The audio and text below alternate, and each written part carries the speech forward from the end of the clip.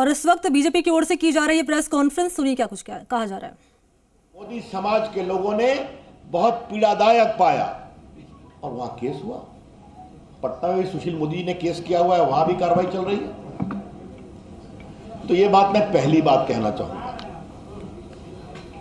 दूसरी बात, और ये बहुत इंपॉर्टेंट है, कि राहुल गांधी जी कुछ अगर सोच समझकर बोलते हैं तो भाजपा ये मानती है उन्होंने जानबूझकर पिछड़ों का अपमान किया है और भाजपा इसकी पूरी भर्त्सना करती है। और देश भर में हम राहुल गांधी के खिलाफ पिछड़ों के अपमान के लिए जबरदस्त आंदोलन करेंगे भाजपा की ओर से, ये हम कहना चाहते हैं। अब दूसरी बात और भी गंभीर है। राहुल गांधी को सजा हुई सूरत कोर्ट में, उनके पास बड़े बड़े वकीलों की फौज है। जरा पत्रकार मित्र शांत रहें कृपा करके। बड़े बड़े वकीलों की फौज है। देश के बड़े बड़े वकील राज्यसभा में बैठे हैं कांग्रेस की ओर से। वो लोग सूरत में जाके सेशन कोर्ट में स्टे क्यों नहीं आग्रह किया? वो हाई कोर्ट क्यों नहीं गए?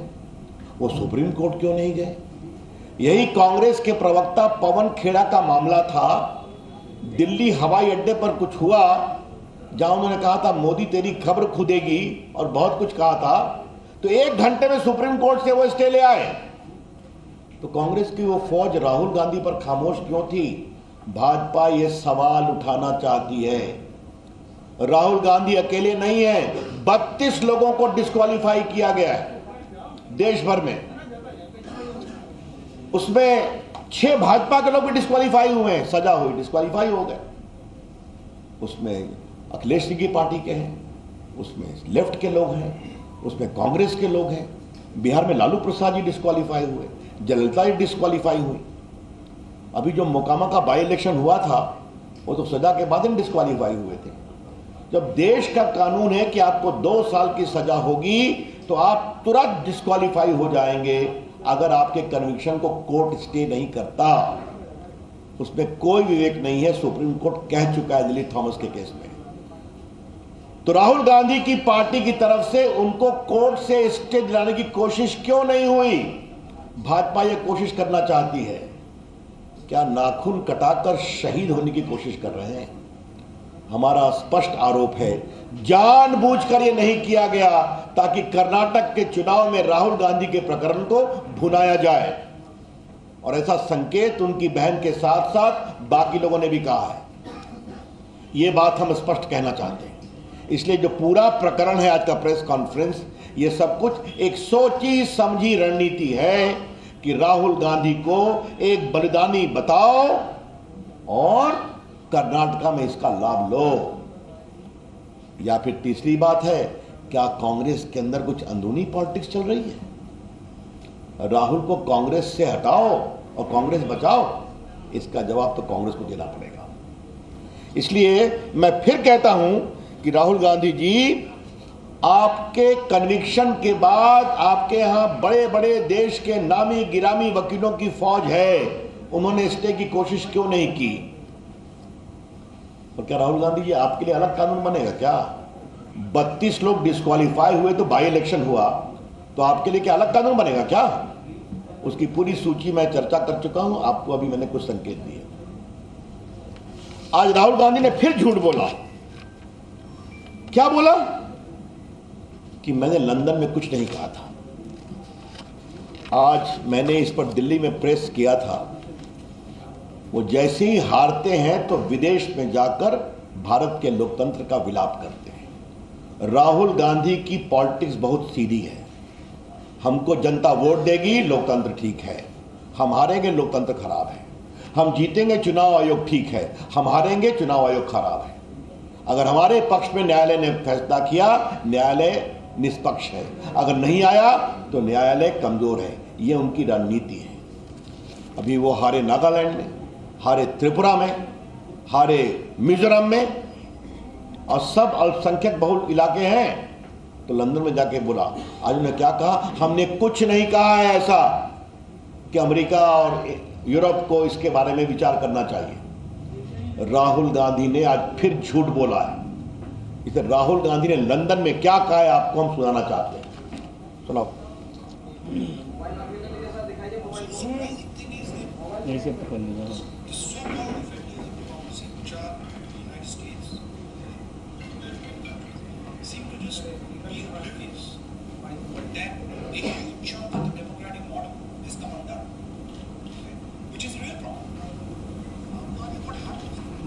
इसके बाद मेरी टिप्पणी है, मतलब क्या कहा कि भारत में लोकतंत्र कमजोर हो रहा है, इसके लिए अमेरिका और यूरोपियन कंट्री ध्यान नहीं दे रहे हैं, यह समस्या है। ध्यान देने का मतलब क्या है, यहां हस्तक्षेप करें, यही तो हम कह रहे हैं। आज राहुल गांधी की टिप्पणी दिखा दिया, राहुल गांधी ने फिर झूठ बोला कि हमने ऐसा कुछ नहीं कहा था। तो झूठ बोलना राहुल गांधी की फितरत हो गई है। जब भी विदेश जाते हैं, भारत के लोकतंत्र का अपमान करना, भारत की संस्थाओं का अपमान करना, भारत के जनमत का अपमान करना उनकी आदत हो गई है। और मोदी जी पर तो वो क्या क्या नहीं बोलते हैं। मेरे पास पूरी उनकी टिप्पणी है कि वो विदेश में क्या क्या बोलते हैं। भारत राष्ट्र नहीं है, राज्यों का संघ है। और क्या हमारे लोकतंत्र पर बर्बर हमले हो रहे हैं। और क्या पुलवामा हमला कार धमाका था, आतंकवादी धमाका नहीं था। और क्या चीन की तारीफ की कि चीन ने प्रकृति के साथ विकास किया है, सद्भावना के साथ। ये सारी उनकी टिप्पणी। और क्या कहा, बालाकोट और पुलवामा का सेना सबूत देखा था ना, तो सेना की शहादत का सबूत राहुल गांधी मानते हैं। और चीन के अपने ट्रस्ट में पैसे लेते हैं, ये भी आप सभी जानते हैं। दिखा दीजिएगा। ये देखिए उनकी पूरी टिप्पणी सब कोर्ट पर है, कोई नई बात मैं नहीं कह रहा हूं। और याद करिए राहुल गांधी ने क्या कहा था कि हम लोग के फोन में पेगासिस लगाए, कहा था ना। तो क्या कहा, सुप्रीम कोर्ट की कार्रवाई में कहा जिस नेता को लगता है उनके फोन में पेगासिस है तो उनका फोन दे दें। तो राहुल गांधी ने अपना फोन क्यों नहीं दिया? क्योंकि फोन जाता तो फोन से क्या क्या निकलता उसका डर था उनको। तो जब कार्रवाई की बात होगी तो कहेंगे नहीं। तो ये मुझे आपसे बात कहनी है, राहुल गांधी को शर्म नहीं आती, करप्शन की बात करते हैं। भारत के प्रधानमंत्री नरेंद्र मोदी जी का पूरा जीवन ईमानदारी की खुली किताब है, एक धब्बा नहीं है। 9 साल से भारत के प्रधानमंत्री हैं, ईमानदारी से देश आगे बढ़ रहा है। राहुल गांधी जी भ्रष्टाचार के मामले में बेल पर है, पता है ना आप लोग को, उनको भी। और संसद में मैंने यह बात कही थी। नेशनल हेराल्ड के प्रकरण में इनकी माताजी बेल पर है, ये बेल पर है, क्योंकि मात्र कुछ लाख रुपए देकर नेशनल हेराल्ड की 5000 करोड़ की प्रॉपर्टी दिल्ली में, पटना में, लखनऊ में, चंडीगढ़ में, मुंबई में अपने नाम कर लिया, यंग इंडिया लिमिटेड में, जिसमें 76% शेयर राहुल जी और सोनिया जी का है। बाकी स्वर्गीय जो छत्तीसगढ़ के नेता थे अब स्वर्गवासी हो गए। और पूरा नेशनल का शेयर खरीद लिया। मामा कोतरोपी को किसने बचाया? राहुल गांधी जी ने बोफोर्स में। आपकी सरकार ने बताया, क्योंकि आपके परिवार से उसका संबंध था, उसको भगाने में मदद किया, दलाली के पैसे उसको छुड़वाने में मदद किया। ये पूरा आदर्श घोटाला, पूरा आपका कॉमनवेल्थ घोटाला, पूरा एयर हेलीकॉप्टर घोटाला, पूरा आपका सबमरीन घोटाला, पूरा कोयला घोटाला, पूरा 2G राहुल गांधी जी, मनमोहन की सरकार की पूरी सरकार भरी हुई है। और आपकी सरकार में जब घोटाले हुए और आप नरेंद्र मोदी पर कीचड़ उछालते हैं, तो राहुल गांधी जी आप तो स्वयं बेल पर हैं भ्रष्टाचार के मामले में, और आप बात कर रहे हैं हमारे ऊपर, जबकि ईमानदारी से देश का काम चलता है। आज राहुल गांधी जी ने अडानी प्रकरण पर फिर कुछ बोला है। मैं आपको एक बात बताना चाहता हूं, लोकसभा में राष्ट्रपति के अभिभाषण पर उन्होंने ये बेबुनियाद बातें फिर कही थी, बिना सिर पैर के, बिना किसी सबूत के। वो झूठ कैसे बोले, मैंने अभी आपको उसका प्रमाण दे दिया। अडानी जी को हमको डिफेंड नहीं करना है, भाजपा कभी डिफेंड नहीं करती है, लेकिन भाजपा किसी को फंसाती हुई भी नहीं है। लेकिन आज राहुल गांधी जी अडानी पर बहुत बोले हैं, तो थोड़ा बहुत संक्षेप में कुछ बातें हम अडानी प्रकरण के बारे में राहुल गांधी के संदर्भ में बताना चाहते हैं। 2004 से किसकी सरकार थी?